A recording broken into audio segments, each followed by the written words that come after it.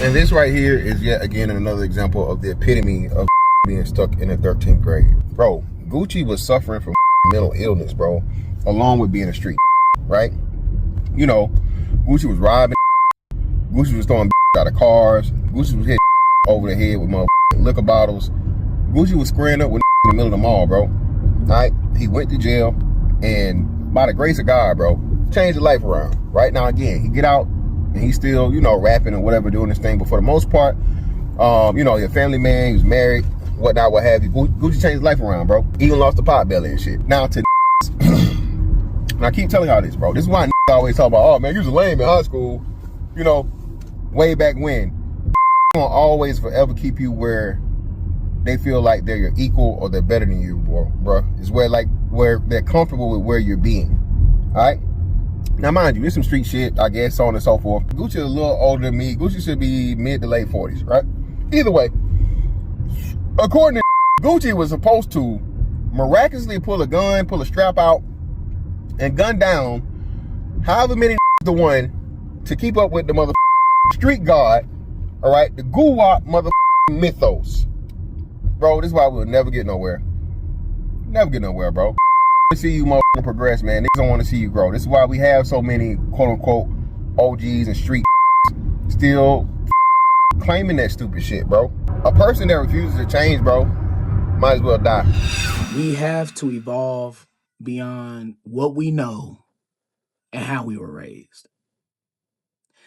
The first thing in doing that, though, is kind of sitting back, observing, and realizing that what you've been doing this whole time is wrong. Easier said than done. Because it would be difficult for me to just ask you to just be like, hey, forget about everything that you were raised on. Forget about everything that you've ever been taught. Forget about all of your life experiences that you've had from where you grew up because we need to rework it. It doesn't work. Now, it takes a hell of a person to sit back and to realize all of that. And it has been done before, but very few can accomplish that, especially when you come from the streets. See, and this is one of the main problems in our community is that we cannot let go of the past. Whether that be street trauma, whether that be family drama, whatever it is. A lot of us tend to hang on to things that are familiar.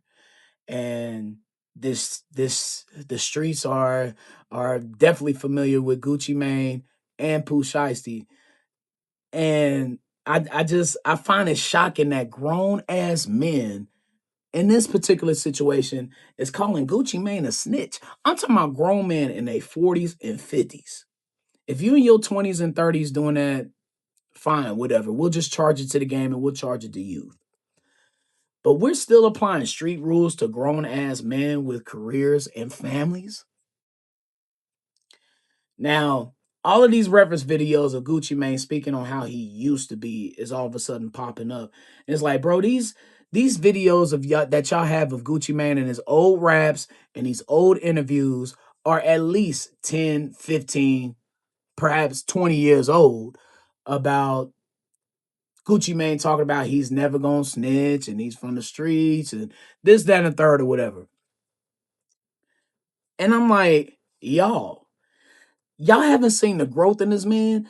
So much so that people thought that Gucci Mane had a damn clone 5, 6 years ago or whatever. You know, because Gucci Mane used to be fat, now he's smaller. Now he's in shape. He did time in jail. His thought process, the way he talks, the way he thinks, his vernacular, all of that has changed. He's more clear with his words. He's more clear with how he talks. He used to talk and he would never like open his mouth all the way sometimes. Now, when he's talking to interviews, he's more focused and he's not as ignorant as he used to be. If you know old Gucci Mane from the 2000s, like he didn't care about what he said, what he did, whatever. He just did whatever. And so people are still trying to hold on to that old Gucci Mane because people like to hold on to the past. And he's an entertainer, but a husband first. So this snitch narrative problem that we have, dog, is going on. Why are we holding 45, 46-year-old men accountable to these street rules that no longer apply to them? Why? It doesn't apply to Gucci Mane no more. Yeah, he talked about robbing people and doing all this in his old raps. But why are y'all holding that standard to him now?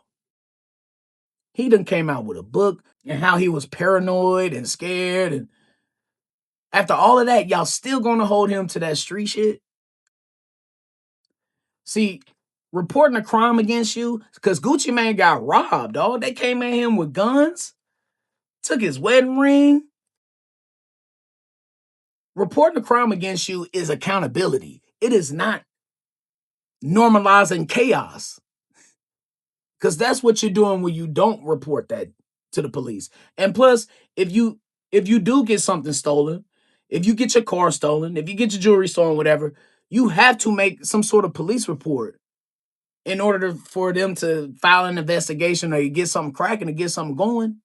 So come on, bro. We cannot hold. This is holding each other down. This is holding our community down because you're not only doing that with Gucci Mane, you're doing that with everybody in your circumference who will report things to the police. You'll call that snitching.